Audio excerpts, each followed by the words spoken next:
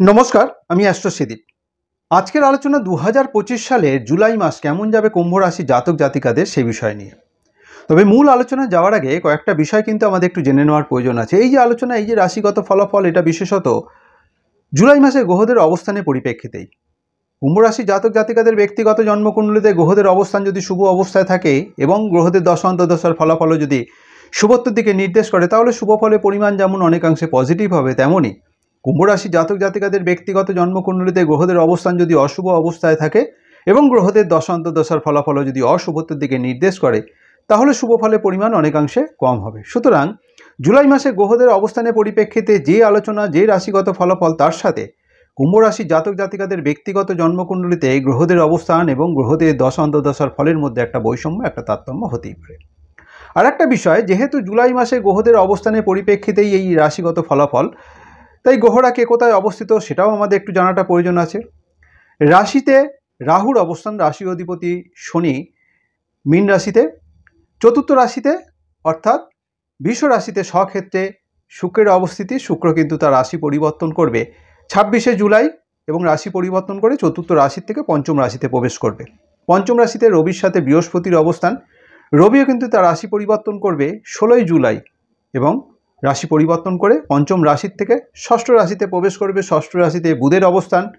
সপ্তম রাশিতে মঙ্গলের সাথে কেতুর অবস্থান। মঙ্গলও কিন্তু তার রাশি পরিবর্তন করবে 29শে জুলাই এবং রাশি পরিবর্তন করে সপ্তম রাশির থেকে অষ্টম রাশিতে প্রবেশ করবে। অষ্টম রাশিতে চন্দ্রের অবস্থিতি। চন্দ্র কিন্তু প্রতি 2 দিন 6 ঘন্টা অন্তর তার রাশি পরিবর্তন করে এক রাশি থেকে আরেক রাশিতে প্রবেশ করে।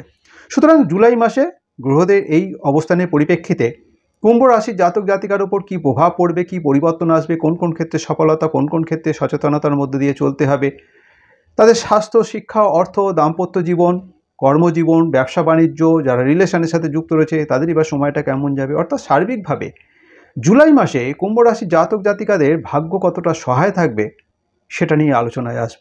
প্রথমে আসবো স্বাস্থ্য সংক্রান্ত বিষয়কে কেন্দ্র করে। কুম্ভ রাশির এই সময়টি কিন্তু শনি 7.5 তৃতীয় চরণ চলছে, অর্থাৎ তৃতীয় অধ্যায়ের মধ্যে দিয়ে কুম্ভ রাশির জাতক জাতিকারা পাস করছেন। যে সমস্ত জাতক জাতিকার ব্যক্তিগত জন্মকুণ্ডলিতে শনি শুভ অবস্থায় থাকবে, তাদের যেমন স্বাস্থ্য বিশেষভাবে শুভত্বের নির্দেশ করবে, তেমনি যাদের ব্যক্তিগত জন্মকুণ্ডলিতে শনি অশুভ অবস্থায় থাকবে তাদের কিন্তু স্বাস্থ্য সংক্রান্ত বিষয়ে বেশ কিছুটা সচেতনতার মধ্যে দিয়ে চলতে হবে।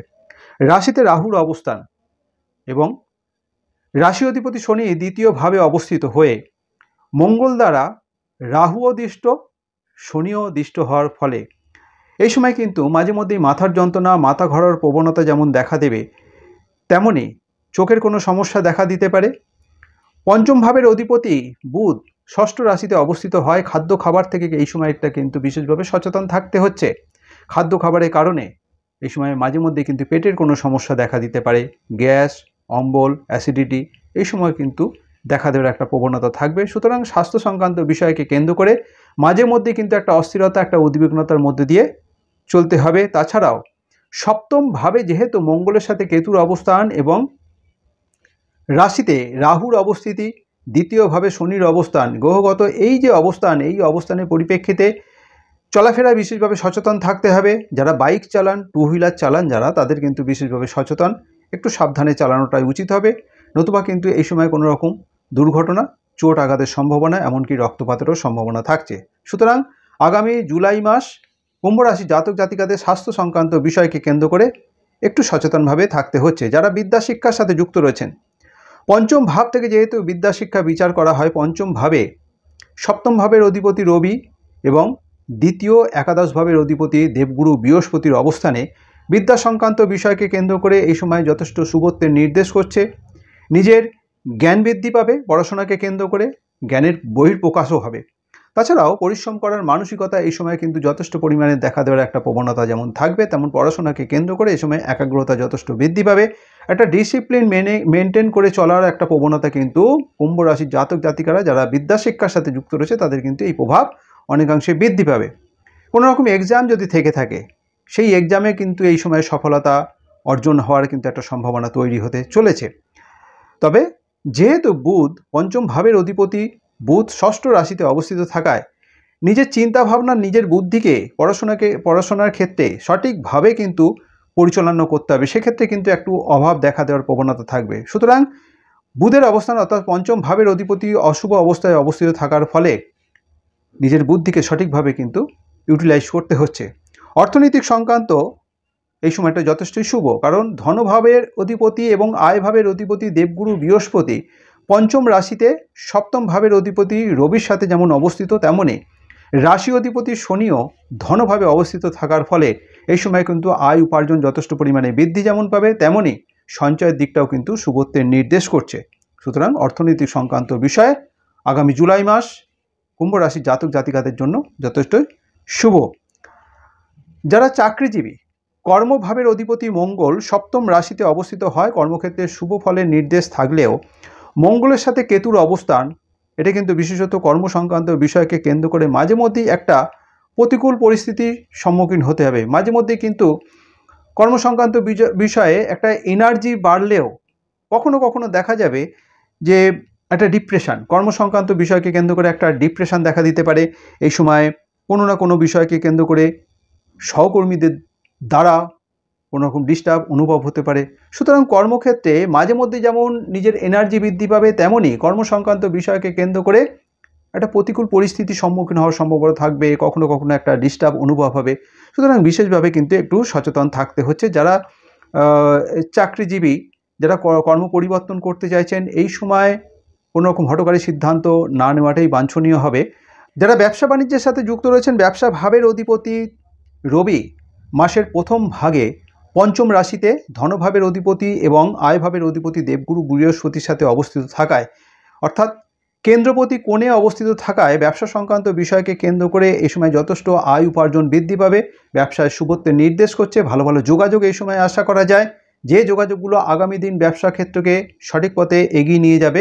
কিন্তু দ্বিতীয়ভাবে যেহেতু ব্যবসা ভাবের অধিপতি রবি ষষ্ঠ রাশিতে অবস্থিত হওয়ায় এই সময় কিন্তু বেশ কিছুটা সতর্কতার মধ্যে দিয়ে চলতে হবে। কোনো রকম হঠকারী সিদ্ধান্ত, ব্যবসা ক্ষেত্রে ক্ষতি হওয়ার সম্ভাবনা যেমন থাকবে, তেমনই কোনো না কোনো বিষয়কে কেন্দ্র করে অর্থক্ষতি হওয়ারও একটা প্রবণতা থাকবে। সুতরাং অতিরিক্ত বিশ্বাস, অতিরিক্ত ভরসা, কোনো রকম হঠকারিতে সিদ্ধান্ত, বেশি ঝুঁকি না নেওয়াটাই বাঞ্ছনীয় হবে। মাসে দ্বিতীয় ভাগে যারা ব্যবসা বাণিজ্যের সাথে যুক্ত রয়েছেন, এই সময় কিন্তু ব্যয় বৃদ্ধি পাওয়ারও কিন্তু একটা প্রবণতা অনেকাংশে থাকবে। যারা রিলেশনের সাথে যুক্ত রয়েছেন, রিলেশন যেহেতু পঞ্চম ভাব থেকে বিচার করা হয়, পঞ্চম ভাবে সপ্তম ভাবের অধিপতি রবি এবং দ্বিতীয় একাদশ ভাবের অধিপতি দেবগুরু বৃহস্পতি অবস্থিত থাকায় এই সময় কিন্তু রিলেশনকে কেন্দ্র করে যথেষ্ট শুভত্বের ইঙ্গিত থাকলেও রাশিতে রাহুর অবস্থান এবং দ্বিতীয়ভাবে শনির অবস্থানের পরিপ্রেক্ষিতে মঙ্গলের দৃষ্টি রাহু এবং শনির ওপর পড়ার ফলে অনেকাংশে কিন্তু কুম্ভ রাশির জাতক জাতিকাদের যারা রিলেশনের সাথে যুক্ত রয়েছেন, জেদ, রাগ, কথাবার্তা, আচার আচরণ, এই সমস্ত ব্যবহারের মধ্যে কিন্তু একটা পরিবর্তন লক্ষ্য করা যাবে। অর্থাৎ জেদ অনেকাংশে বৃদ্ধি পাবে, রাগ অনেকাংশে বৃদ্ধি পাবে। নিজের আচার আচরণ, কথাবার্তায় বিশেষভাবে সংযত রেখে চলতে হবে, নতুবা এই সমস্ত চারিত্রিক বৈশিষ্ট্য ব্যবহারের কারণে সম্পর্কের ক্ষেত্রে কিন্তু একটা তার খারাপ প্রভাব পড়বে, অনেকাংশে কিন্তু দূরত্ব তৈরি হতে পারে। সুতরাং রিলেশনকে ভালো রাখতে গেলে কুম্ভ রাশির জাতক জাতিকারা যারা রিলেশনের সাথে যুক্ত রয়েছেন, আগামী জুলাই মাস নিজের আচার আচরণ, ব্যবহার, কথাবার্তায় বিশেষভাবে সংযতভাবে চলতে হচ্ছে। যারা দাম্পত্য জীবনযাপনের সাথে যুক্ত রয়েছেন, দাম্পত্য ক্ষেত্রে যেহেতু সপ্তম ভাব থেকে বিচার করা হয়, সপ্তম ভাবে মঙ্গল এবং কেতুর অবস্থান উভয়কেই কিন্তু পারিবারিক সুখ শান্তির জন্য যথেষ্ট সচেতন, যথেষ্ট সতর্কভাবে চলতে হবে, যথেষ্ট স্যাক্রিফাইস, যথেষ্ট আন্ডারস্ট্যান্ডিং, যথেষ্ট রেকটিফাই করে নিজেকে চলতে হবে, নতুবা পারিবারিক সুখ শান্তির ক্ষেত্রে কিন্তু একটা অভাব দেখা দেবে। মাঝে মধ্যে কিন্তু অযথা তর্ক বিতর্ক, ঝগড়াঝাটি, অশান্তির কারণে পারিবারিক সুখ শান্তি বিঘ্নিত হবে। সুতরাং উভয়ের মধ্যে এই সময় দাম্পত্য ক্ষেত্রে যেহেতু সপ্তম ভাবে মঙ্গল এবং কেতুর অবস্থান এবং রাশিতে রাহুর অবস্থিতি এবং রাশি অধিপতি শনি দ্বিতীয়ভাবে অবস্থিত হয়ে মঙ্গলের একটা প্রভাব রাশিতে এবং রাশি অধিপতির ওপর পড়ার ফলে এবং সপ্তম রাশিতে মঙ্গল কেতুর অবস্থান, সুতরাং উভয়ের মধ্যে, স্বামী স্ত্রী উভয়ের মধ্যে জেদ, রাগ, স্বাধীনচেতা মানসিকতা অনেকাংশে বৃদ্ধি পাবে। তার ফলে তার প্রভাব কিন্তু পারিবারিক সুখ শান্তির ওপর পড়বে। সুতরাং উভয়কেই পারিবারিক শান্তি বজায় রাখতে গেলে যথেষ্ট স্যাক্রিফাইস, আন্ডারস্ট্যান্ডিং এবং কন্ট্রোল করে চলতে হচ্ছে, নতুবা মাঝে মধ্যেই কিন্তু পারিবারিক সুখ শান্তি, তর্ক বিতর্ক, মনোমালিন্য, মতবিরোধের কারণেই কিন্তু একটা প্রভাব পড়বে, পারিবারিক সুখ শান্তি বিঘ্নিত হবে। ভাগ্যভাবের অধিপতি শুক্র চতুর্থ রাশিতে অর্থাৎ কোণপতি কেন্দ্রে স্বক্ষেত্রে অবস্থিত থাকার ফলে ভাগ্য কিন্তু বিশেষভাবে সহায়ক কুম্ভ রাশির জাতক জাতিকাদের আগামী জুলাই মাস। যে কোনো শুভ কাজ, যে কোনো বড় কাজ, যে কোনো পরিকল্পনার সফলতা কিন্তু এই সময় অর্জন হবে। সুতরাং যে কোনো শুভ কাজের জন্য, যে কোনো পরিকল্পনা বাস্তবায়িত করার জন্য আগামী জুলাই মাস কুম্ভ রাশির জাতক জাতিকাদের জন্য ভাগ্য বিশেষ সহায় থাকবে। তবে একটা কথা বিশেষভাবে মনে রাখতে হবে, কুম্ভ রাশির জাতক জাতিকাদের শনির 7.5 তৃতীয় চরণ কিন্তু চলছে। যে সমস্ত জাতক জাতিকার ব্যক্তিগত জন্মকুণ্ডলীতে শনি শুভ অবস্থায় রয়েছে তাদের যেমন ভাগ্য বিশেষভাবে সহায় হবে, যে সমস্ত জাতক জাতিকার ব্যক্তিগত জন্মকুণ্ডলীতে শনি অশুভ অবস্থায় রয়েছে তাদের কিন্তু বিভিন্ন দিক থেকে নানা প্রতিকূলতা, নানা বাধাবিঘ্নের মধ্য দিয়ে চলতে হবে। সুতরাং বিশেষভাবে সচেতনভাবে থাকতে হচ্ছে কুম্ভ রাশির জাতক জাতিকাদের। কোনো রকম হঠকারী সিদ্ধান্ত, কোনো রকম ঝুঁকি, কাউকে অতিরিক্ত বিশ্বাস, কাউকে অতিরিক্ত ভরসার কারণে যাতে ক্ষতিগ্রস্ত হতে না হয় সেদিকে বিশেষভাবে নজর রেখে চলতে হবে। সুতরাং আগামী জুলাই মাস কুম্ভ রাশির জাতক জাতিকাদের মধ্যে কি প্রভাব পড়তে চলেছে, কি পরিবর্তন আসতে চলেছে, কোন কোন ক্ষেত্রে সচেতনতা, কোন কোন ক্ষেত্রে সতর্কতার মধ্যে দিয়ে চলতে হবে, এই আলোচনার মাধ্যম দিয়ে বোঝানোর চেষ্টা করলাম। এই আলোচনা যদি আপনার কাছে গ্রহণযোগ্য মনে হয়, যদি ভালো লেগে থাকে অবশ্যই লাইক এবং শেয়ার আশা করব। যারা এখনও পর্যন্ত আমার এই চ্যানেলটিকে সাবস্ক্রাইব করেননি, আমার পরবর্তী ভিডিও, পরবর্তী আলোচনাগুলোর লিঙ্ক পেতে অবশ্যই চ্যানেলটিকে সাবস্ক্রাইব করে নেবেন। আজ এই পর্যন্তই। ভালো থাকবেন, সুস্থ থাকবেন, ধন্যবাদ।